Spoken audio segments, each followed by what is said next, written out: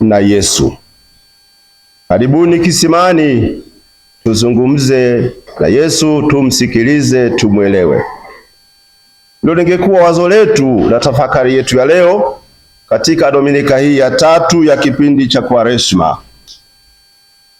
Lengo kubwa safari yetu ndani ya kipindi hiki cha Kwaresma ni kujaribu kutusaidia tuweze kutambua vizuri safari hii ya kipindi cha Kwaresma kwa maisha yetu, tuweze kumfahamu Yesu vizuri, huyu ambaye anatualika, na hatimaye tujue tunachokitafuta, na tunachokitafuta ni uzima wa milele.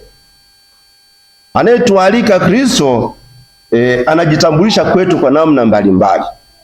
Leo tutumie nafasi hii ya muhusika wa pekee, huyu mama ambaye anazungumza naye Yesu pale kisimani.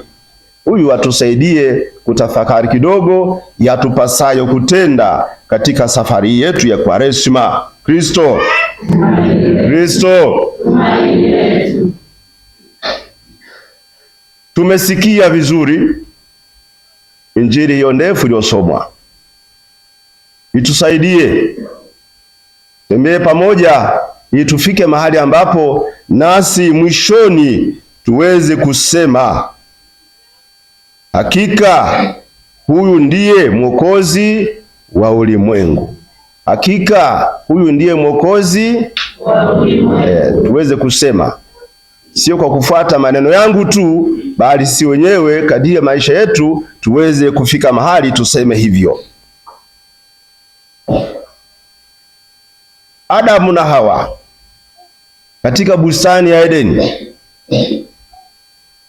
watumie wote walipata nafasi ya kuzungumza, ambaye sisi tunamuita nyoka, wengine anaita shetani, wengine anaita ibilisi. Eva aliruhusu mazungumzo na yule anaitwa nyoka. Mazungumzo yake na yule nyoka ilimfanya Eva aingie kwenye shida. Tunakumbuka mazungumzo yao yalimpeleka Eva kwenye shida. Yesu alipoenda jangwani kwa mfungo, alikuwa nafasi hiyo ya kuzungumza. Sasa kwenye Injili yetu tunamuita nani? Shetani. Kwa Eva tulimuita nyoka, eti kwenye Injili yetu tunamuita nani? Shetani. Mazungumzo na shetani yaliyopelekea ushindi, shetani akashindwa, akaondoka kwa muda. Leo tunaletewa mazungumzo sio na nyoka, sio na shetani, ila Yesu anazungumza na wewe. Anapenda kuzungumza na wewe unayechukua nafasi ya huyu mama anayesimuliwa katika maandiko matakatifu kadiri ya Injili ya Yohane. Mazungumzo ya Yesu na wewe yanaanza hivi: maji ya kunywa, nipe maji ninywe. Yesu ana kiu na wewe. Yesu ana kiu na mimi. Kristo ndio alivyoanza, anamuomba huyu mama, anakuomba wewe umpe maji anywe. Uko tayari? Uko tayari? Kweli? Aya, tukivaa nafasi ya huyu mama, wewe umesema uko tayari. Huyu mama tusaidie namna yetu ya kusafiri na mazungumzo hayo.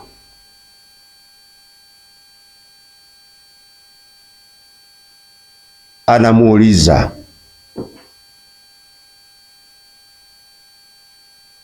imekuwaje wewe Myahudi kutaka maji kwangu? Katika nafasi hiyo itusaidie kutafakari. Huenda kuna kikwazo kati yangu mimi na Yesu katika mazungumzo. kuna kikwazo. Tunamwendea Yesu kama mmoja wa Wayahudi, miongoni mwa Wayahudi ambao kati yangu mimi na Myahudi tuko tofauti, tunahitilafiana, tunatofautiana. Ni kweli, ni uongo? Kama Yesu amekuja kuzungumza naye kwa njia ya mtu fulani akuombe msaada wako, huone kwamba unaanza kuingia kikwazo cha kuhusika na msaada ule, kwa sababu kati yako na mtu yule kuna kizuizi, kuna ukuta, kuna utengano, kuna ugomvi. Hivyo usingependa kumfanya jambo jema hilo la kimsaada.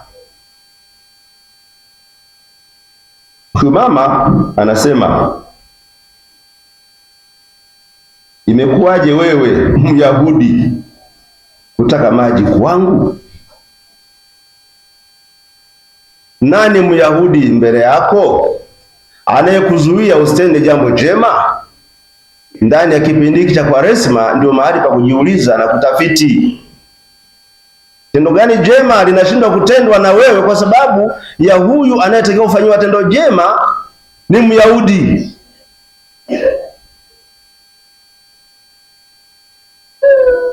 Je, aliye mbele yako ni Myahudi? Kristo. Tuendelee na mazungumzo. Hatua ya kwanza, huyu mama anamtambua, anamuona Yesu kama Myahudi. Myahudi ambaye kati yao wa Samaria na Myahudi kuna utengano. Hivi mambo yote yaweze kufanyika. Lakini bahati nzuri ameruhusu mazungumzo. Na tuendelee kuzungumza. Yesu anamwambia, sasa kuna kitu kimoja ndani yako hauelewi. Ungejua huyo uliyemjia leo kumsikiliza na kuongea naye, huyo anayekuomba msaada, huyo anayekuomba umpe maji, ungejua ni nani, ungeelekeza mwelekeo wako, maombi yako kwake, na angekupa hicho zaidi ya hicho unachotaka. Ungejua. Je, ni swali. Unamjua huyo ambaye umekuja kuongea naye leo? Kristo. Unamjua? Na bahati nzuri au mbaya, sijui kwa nini Mungu ameamua hili. Kwa nini ameruhusu hili? Mapili iliyopita mapema Mungu akaleta mvua kuzuia watu usije kanisani. Kristo. Na leo tena amerudia hivyo hivyo. Mimi nilikuwa nawaza, kwa nini Mungu ana mpango gani? Amevizia siku zote hizi kuko shwari.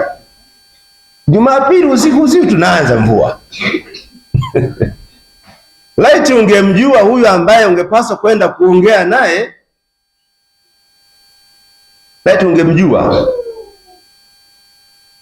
Ungeruhusu, ungempa moyo wako aweze kujaza yale unayohitaji. Ungekubali kuingia gharama yote, ungejikabidhi kwake. Usingekuwa na ubishi, laiti ungejua. Tuendelee na mazungumzo. Baada ya hapo, maneno haya yanamchochea huyu mama kutaka kujua zaidi.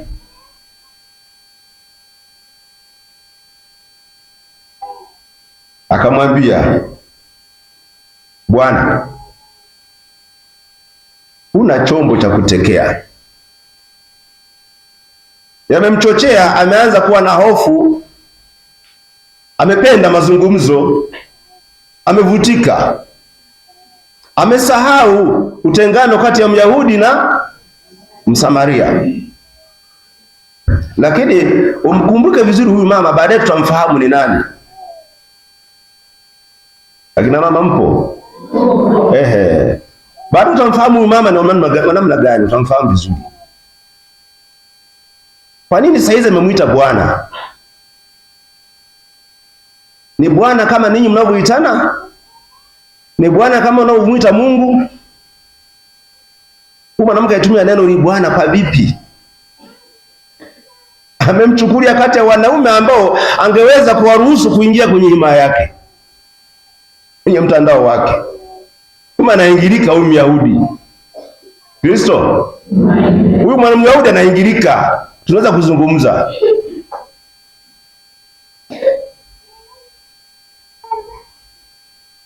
Anaanza kushare, huna cha kutekea. Nitakateje hayo maji? Kama ndio basi ungenipa, nisije kisimani tena, wala nisione kiu tena. Yesu anatoa maelezo marefu ya kumwelewesha na kujitambulisha kwake. Kristo. Hatua ya tatu, huyu mwanamke anatamka, hayamkini wewe, baada ya maelezo yako nimekwenda, inawezekana wewe nabii. Unaweza kuwa nabii wewe.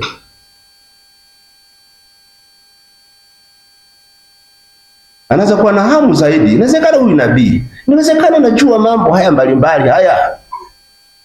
Unaweza kuwa nabii. Na wewe katika mazungumzo haya yaliyokuleta leo hapa kisimani, unafika hatua moja huyu anayezungumza naye ni nabii? Uko tayari kufikia hatua hiyo ya tatu?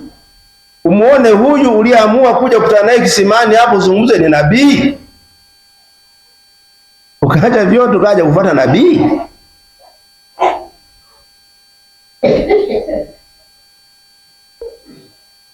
Na mwishoni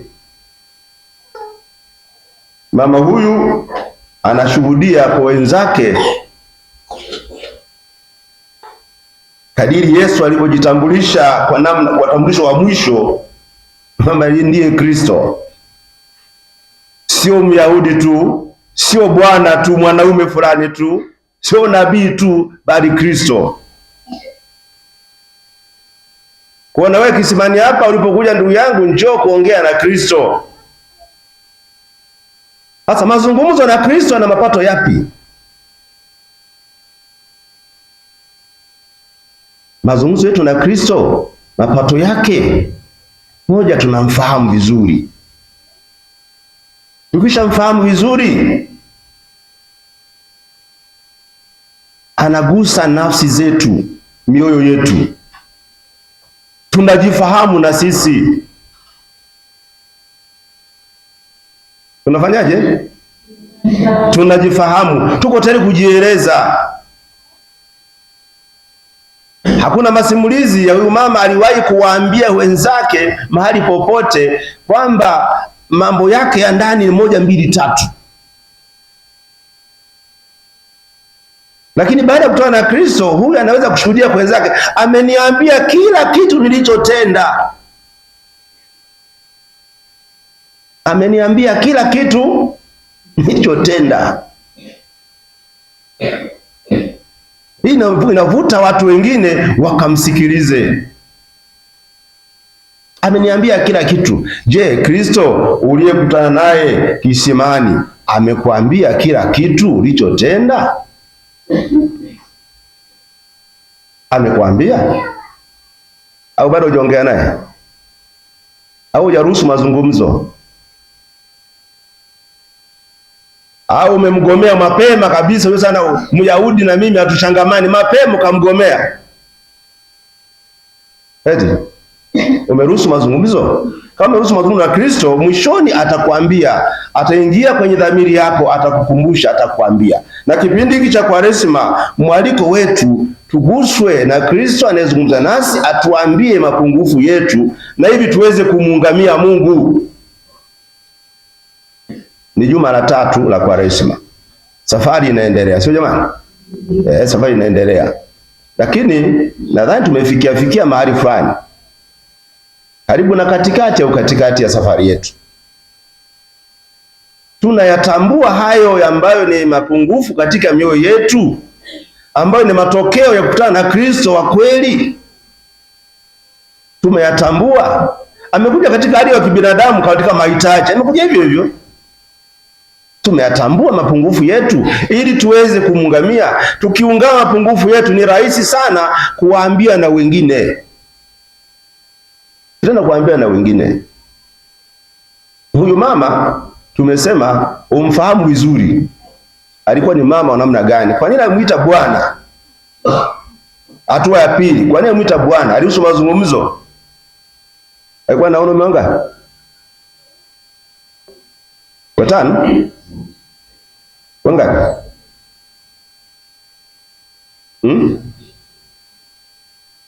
Tumia nafasi hiyo hiyo. Wewe una wanaume wangapi?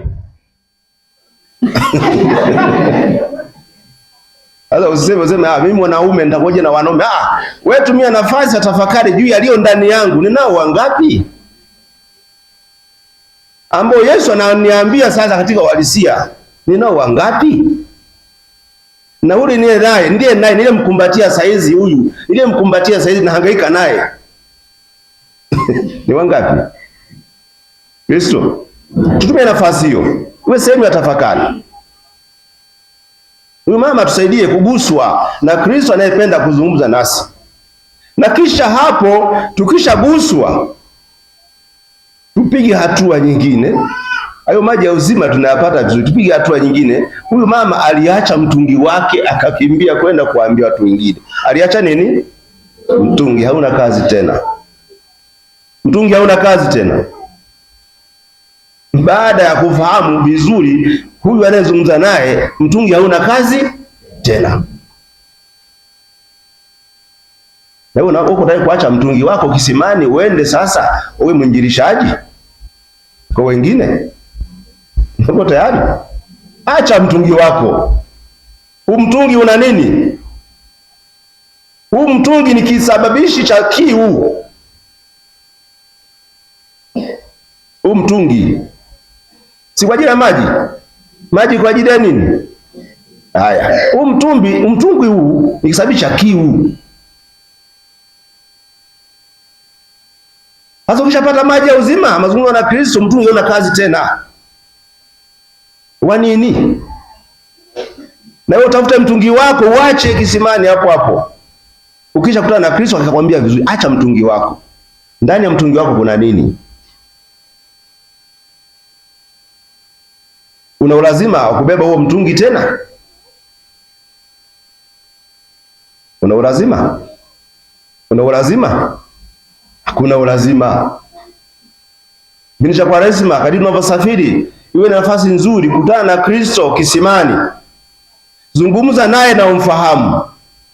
Akuguse nafsi yako. Uweze kuachana na mapungufu mbalimbali ambayo yanakusababisha daima uendelee kuwa na kiu. Uendelee kuwa na mahitaji, uendelee kuwa na mahangaiko. Na ufanye mabadiliko. Ni mwaliko, tufanye mabadiliko. Tunapoelekea kipindi cha Pasaka, tuwe kweli tumesha takata. Lakini tutakasa ni Kristo. Na mimi nawapongeza kwa jitihada hiyo ya kwamba pamoja na changamoto mbalimbali lakini mmechomoka kuja kukutana na kuzungumza na Kristo hapa kisimani.